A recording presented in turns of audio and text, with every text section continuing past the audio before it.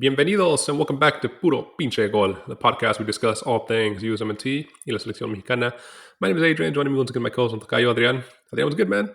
Hey, what's up, dude? Still sore from that long run that I did with our boy Harvey, but I guess it is what it is. Hopefully, I can run tomorrow, and I'll be ready to see this Nation Leagues matches coming up. Nations League matches, which is what's going to keep us kind of entertained now that ligamx has kind of hit its hiatus until Wah, wah. La Liguilla post Nations League. So it's going to be good. I think we always prefer when we see, obviously, competitive matches versus friendlies. So it'll be good to see what Vascoaguirre pulls out of his hat against Honduras. And, obviously that's why we're here, discuss and preview that upcoming doubleheader against Honduras in the Nations League quarterfinals, the first of which is going to be held in Honduras. The second one is going to be in El Estadio Nemesio 10, Toluca's home stadium, right? That is true. Yeah, it's nice to see Mexico playing back in I guess in Mexican territory, right? Not in the States. But yeah, it's gonna play in El Nemesio 10, Estado de Mexico, where Toluca plays. Yeah, obviously can't play in Estadio Azteca right now, so it's good to see them kind of expanding that footprint there in Mexico. Yes. But for those of you who didn't watch our reaction video to the Lista de Convocados, the call-ups for Mexico here, I'm going to go through them real quick for you guys. For the porteros, for the goalies, Luis Ángel Malagón from America, Raúl Talarangel from Chivas, and Guillermo Ochoa, our old-timer here, is getting called up as well. Defenders, Cesar Montes from CS, not from CSK, it's from what is it? Is it Lokomotiv Moscow. Lokomotiv Moscow? Yeah, they keep on putting me on CSK Moscow, but I don't know why. Yeah, Johan Vázquez from Genoa, Jorge Sánchez from Cruz Azul, Jesús Orozco Chiquete from Chivas, Israel Reyes from América, Gallardo from Toluca, Rodrigo Huescas from Copenhagen, and Jesús Angulo from Tigres. Midfielders, we have Edsonalvarez from West Ham, Orbelín Pineda from AEK Athens, Luis Romo from Cruz Azul, Carlos Rodriguez from Cruz Azul, your fave, Eric Lira from Cruz Azul, Alexis Gutierrez from Cruz Azul, and Luis Chavez from Dinamo Moscow. As you guys noticed, there a lot of Cruz Azul in this midfield. Super leader, record breaker for this temporada from Liga MX. A lot of deserved call-ups there. And for forwards, we have Alexis Vega from Toluca, Raúl Jiménez from Fulham, Cesar Chino Huerta from Pumas, Guillermo Martínez from Pumas, Diego Lainez from Tigres, Osiel Herrera from Tigres, Ángel Sepúlveda from Cruz Azul, Julián Quiñones from Al Cádiz over there in Saudi Arabia. Don't be afraid to butcher it, man. It's fine. I'm a butcher it. And Henry Martin, who had a decent finish to the regular season of America, getting called up. As obviously you guys know, Santiago Jimenez is still injured and will be out injured for a couple more months. So strong lineup for an opponent that has made life hell for Mexico in recent Nations League enfrentamientos. Mm-hmm. No, I mean, again, you mentioned the whole Cruz Azul lineup, right? And it's worth to mention that for those Mexican fans, if y'all remember, but more often than usual, when Mexico calls up a lot of players from one specific team that is playing decently on Liga MX, they tend to do better. Like in 2014, when Piojo Herrera called up like 6 or 7 players from America, and they did okay decently in that World Cup as well. But this is like a common theme, so kind of makes sense that they're calling up almost all the spine or the bulk of Cruz Azul, at least all the Mexican players that play in and week out. But yeah, it seems to be perhaps the most decent lineup so far that we've seen this year, I guess. But that's not to say a lot of these Cruz Azul players are going to play. You can only field 11 players. You can only field 3 midfielders. And exactly. I think Luis Chavez and Edsonalvarez are maybe 2 already of the 3 spots filled in there. But that leads us into our potential lineups, Adrian. What is your potential 11 for this match, and what is your formation, do you think? So when I was working on the agenda for this episode, right, I have this feeling that El Vascoaguirre is going to play like an alternate lineup in Honduras when on the first round of this 2-legged match, right? Ideally, he would not do that, and I think if he goes to his starting 11 pick, I think you'll see Luis Ángel Malagón, Jesús Angulo, Cesar Montes, Johan Vázquez, and Jorge Sánchez as the defenders. Midfielders, Luis Chavez, Edsonalvarez, and Charlie Rodriguez. And the attacking players will be Chino Huerta, Raúl Jiménez, and Julián Quiñones. I think that is a no-brainer. This is the starting 11 for Mexico. But I have the feeling that the alternate, the biggest difference will be that essentially the goalkeeper and the defense will remain the same, but the midfield will be heavily Cruz Azul with Alexis Gutierrez, Luis Romo, and Charlie Rodriguez. And the attack will be Osiel Herrera, Henry Martin, and Alexis Vega. And I say this because unlike the USMNT, Mexico doesn't have a lot of European talent. And when the one that they do, they normally take care of it by not fielding them on their visits to Honduras, El Salvador, or any place in Central America that has no love for Mexicans. The Yeah, fields are usually leave a lot to be exactly. desired. Yes. Interesting lineup there. Your alternate lineup, your Cruz Azul dominant lineup. Interesting to see that you have Charlie Rodriguez starting both the Yeah. potential, starting 11 and the alternate. But I think Mexican fans here, if you follow this selección at all, you would think and you would expect that even this alternate lineup should be sufficient to get a result, even if it's just a draw in Honduras. I think player for player, this bench Mexico team is better than Honduras players, and a midfield there of Luis Romo, who we saw play very, very well in Copa America when edsonalvarez went down. He'll have a lot of confidence. Yes, Raul Jimenez is above Henry Martin, but at the moment, I think Henry Martin is playing well, and you don't lose too much difference there. Alexis Vegas comparable to Kino Huerta. And you're basically keeping the back five the same, right? So Yeah. I think they're two competitive teams. And I agree with you. I think this is maybe Mexico's best roster of the year so far, and Mm-hmm. a roster that is finally, Adrian, dare I say it, showing me some depth. Yeah. No, of course, and he's pulling out names that you normally don't see. He's expanding the footprint of the pool that Mexico can access. So it's nice to see some new names in there. Hopefully, we get to see him more often.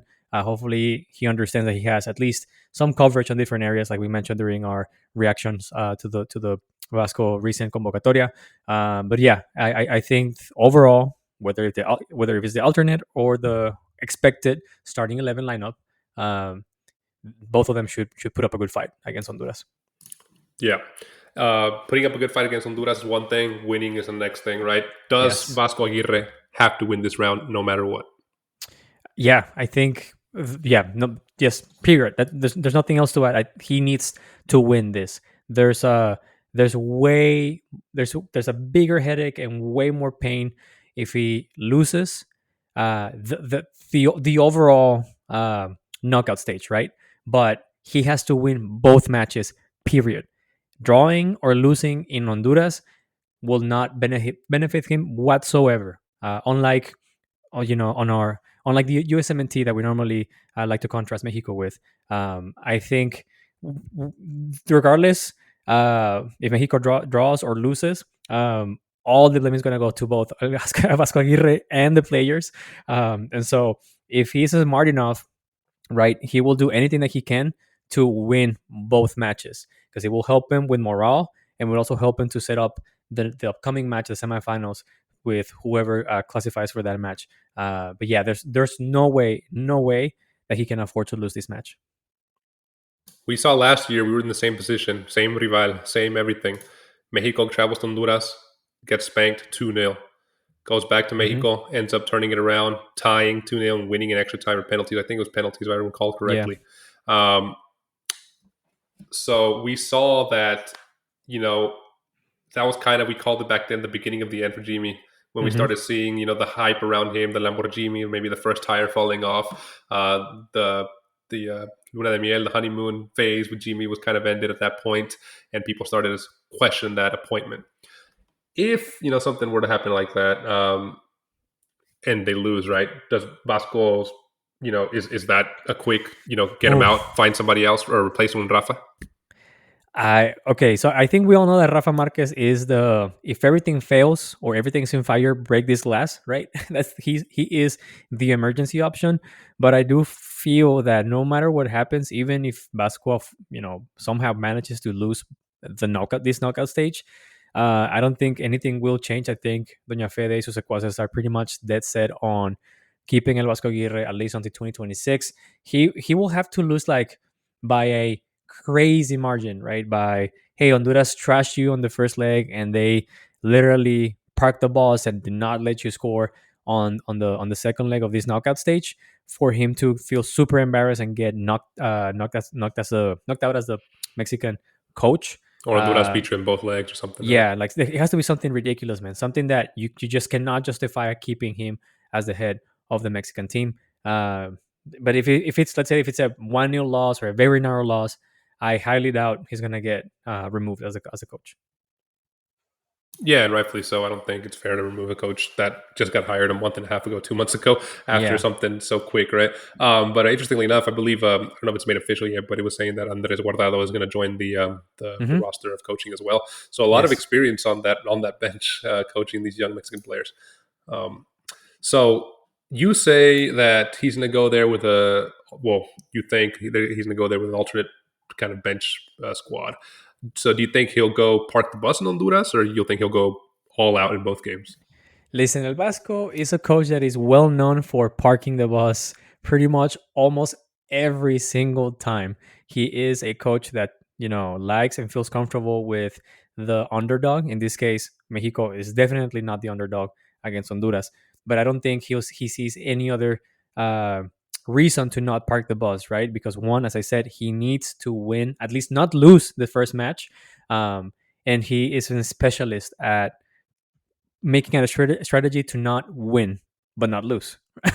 So I wouldn't be surprised if he goes that route, right? Hey, you know what? I'm gonna say my best players for the match in Toluca, understanding that Toluca is also at a the stadium is at a High what it's elevation, called no? high elevation. Yes, Mhm. exactly. And so that should also play a factor on this specific knockout stage, and maybe save the fatigue of those players who are coming from Europe, long trips all the way to Mexico City and then Honduras. So I wouldn't be surprised again if he plays an alternate and just say, "Hey, I'm going to park the bus and score a goal when I have a break." I wouldn't be surprised, even if he does it with the starting 11. Right? I don't see how Mm. Javieraguirre will go out all out on this first match. I can see it on the second one, but on this first one, I don't think he is that confident, or he feels that he has that ammunition to go out and freaking just maul Honduras on their home soil. Honduras, unfortunately for them, they probably do not and lack the depth of Mexico. So the starting 11 in the first match will probably be similar to starting 11 in the second match for Yeah, them. that's what I expect. Yeah, so that maybe that's going to play for Javier Aguirre's, thoughts there and thinking, get them tired, just park the bus the first match, go all out the second match in Mexico and win. But how has that head-to-head looked for Mexico and Honduras? The last 5 matches, 1 loss for Mexico, 4 victories for Mexico. 2023 November, we had those two double-header Nations League. We remember that the first leg was 1-2-0 by Honduras. Second leg was ultimately tied 1-2-0 by Mexico and ultimately won in extra time penalties. June 2023 in the Gold Cup, Mexico beat Honduras, thrashed Honduras 4-0. March 2022, FIFA World Cup qualifier, 1-0 victory for Mexico, and another October 2021, another FIFA World Cup qualifier, 3-0 Hmm. victory for Mexico. So aside from that one, outlier, the 2-0 win, Mexico has won the last 4 out of the last 5 and has kept Honduras, at 0 goals in those victories. So um, Honduras isn't one like Canada and Jamaica that has been kind of on the up in CONCACAF, making waves, but definitely a potential a team that has gotten big results against Mexico before. I think they have an Aztecaso, but they are definitely one that's going to make it hard for Vasco Aguirre. Yeah, no, I think it's gonna be a tough match no matter what. Even if they cannot afford to have as much depth as Mexico. Not that Mexico has a lot, but has significantly. At least we think he has significantly more or slightly more than Honduras. Yeah, they're gonna be a tough bone to deal with, man. Yeah. It's not gonna be an easy match, especially playing at home, because we Hmm. know how hostile it gets down there in is it San Pedro Sula, Honduras?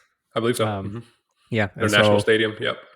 And so it's going to be, aggressive since night one for Mexico. They're probably going to be, making a lot of noise Outside the their night before. hotel. Yeah, like they always do. So I don't anticipate an easy match. I think it's going to be highly aggressive, very physical. It's going to be a challenge for the Mexican players, but we'll see. I mean, El Vasco prides himself of having squads that are combative and they stand up for themselves. So let's see.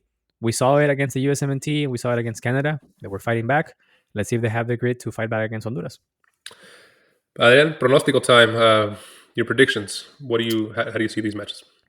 I think the first match is gonna be a 0-0, and then the second leg I feel is gonna be a 2-1, sorry, 2-0, 1-0 victory for Mexico. So maybe not too many goals, but should be comfortable for Mexico. Is what you I think? think so. Yeah, it's not gonna be a walk in the park, but it shouldn't necessarily get Mexico all the way to the edge to win, right? Yeah. Well, this has been a preview of Mexico versus Honduras Nations League matchups that are up, this week. We see Honduras versus Mexico in the first leg in San Pedro Sula in November 15th, Friday, and then Tuesday, November 19th is the return leg over there in Toluca. So, two good matches. Adrian, as we wrap up this episode, bro, where can listeners find us? They can always find us on YouTube. Don't forget to subscribe, hit the like button, and turn on the notifications. You can also find us on Apple Podcast, Spotify, or wherever you get your podcast on. Last but not least, you can also find us on Instagram and TikTok. We post memes, latest news, and shorts of our episodes.